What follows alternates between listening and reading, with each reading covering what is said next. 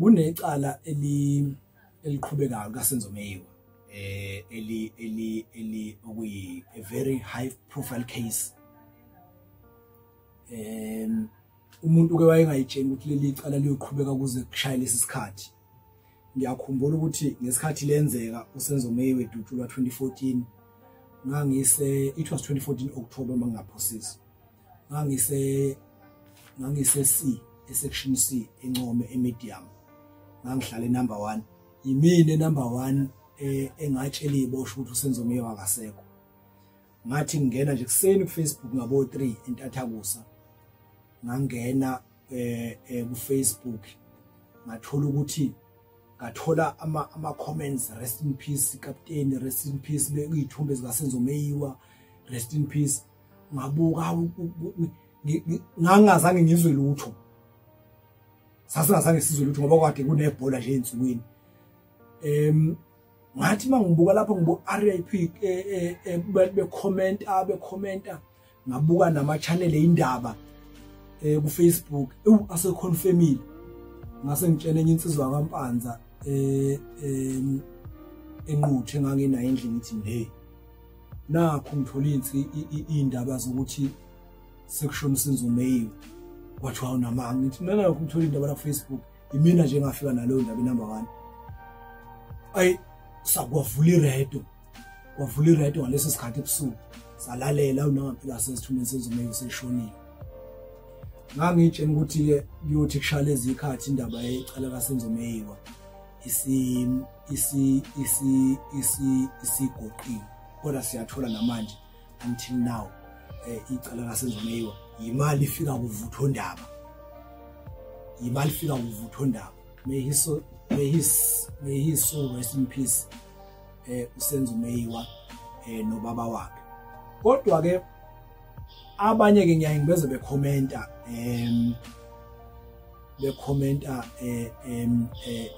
ngale icala kaSenzo Meyiwa bese bethi mhlambe ngingathini. Ayikho into engayisho ngecala kaSenzo Meyiwa nanokuthi ke lisaqhubeka kodwa into engayisho uma sekukhulunywa ngejele akekho umngane. Mase kukhulunywa ngejele akekho umngane.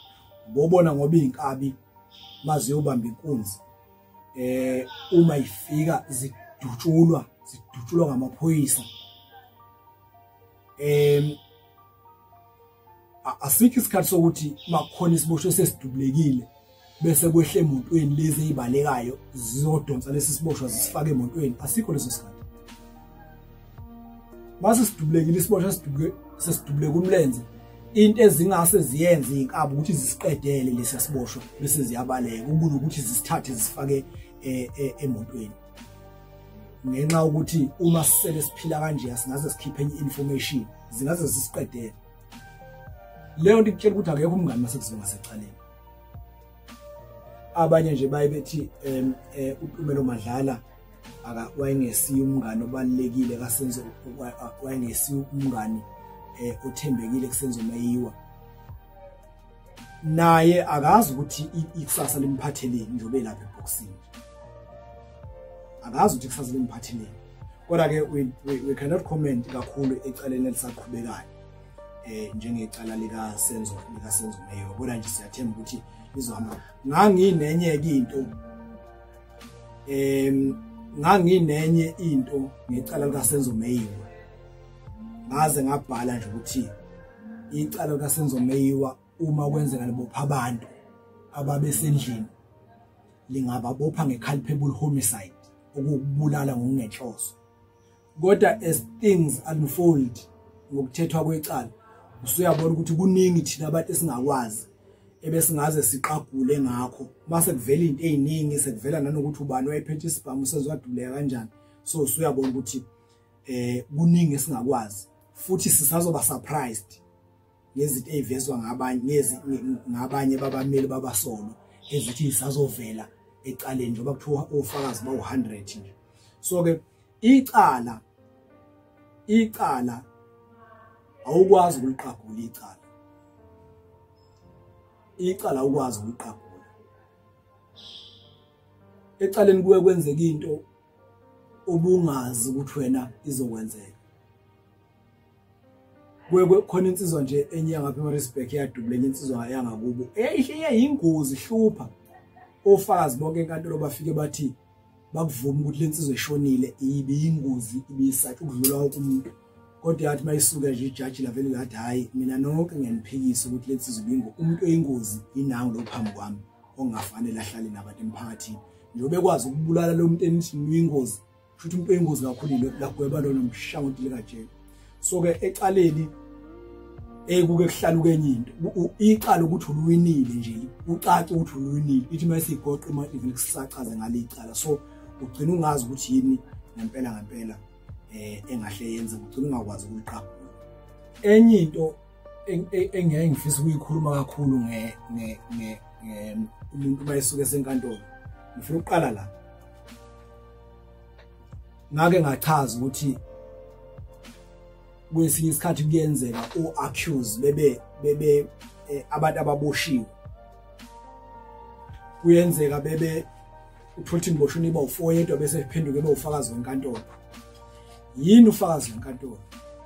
Ufakazi wenkantolo umuntu othi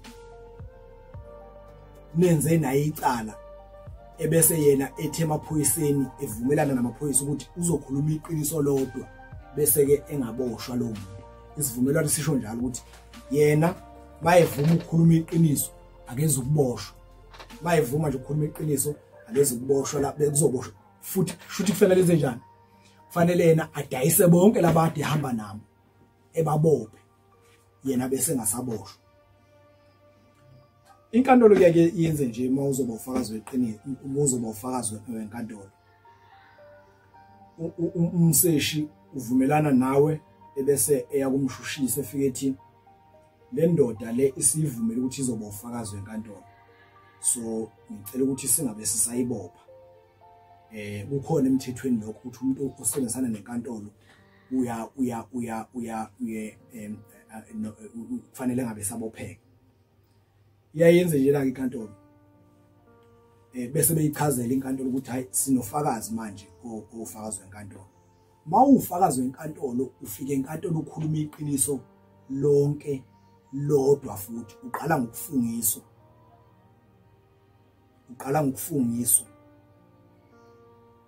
ukuthi lento ozoyikhuluma la iqiniso imsulu iyo eyenzeka.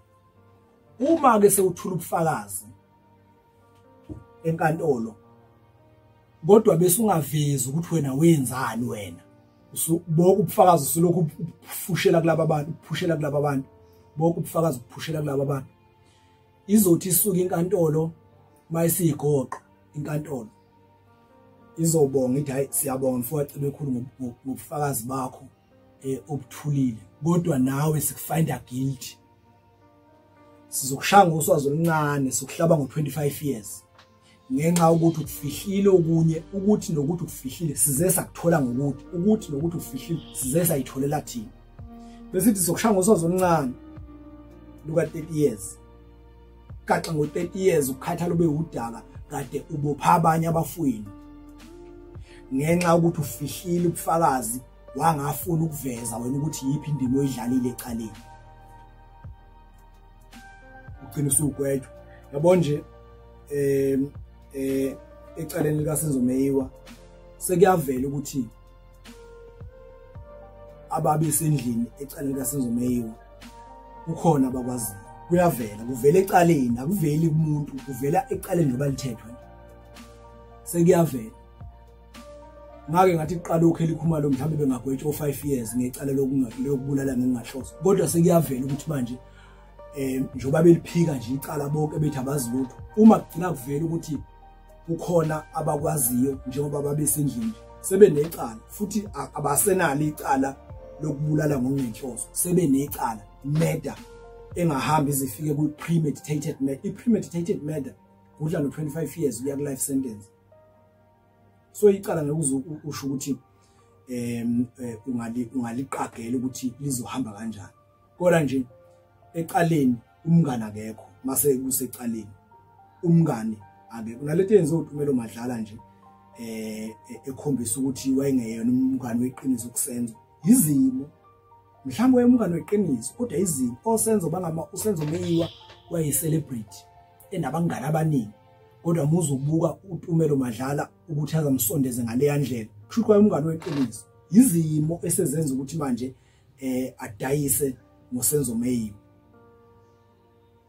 So ke ezinye izinto ziyenzeka kangangokuthi ngisho enkantolo inkabi ziyadayisana zizona zikade zingabangani dayisane ngoba kusuke sekubonakala ukuthi indlela isibheke iphi manje ijele phela kusilo akulona ingane akulona ijele aliyena umngane nomuntu ilokho ebengithi ngifuna ukucacisa.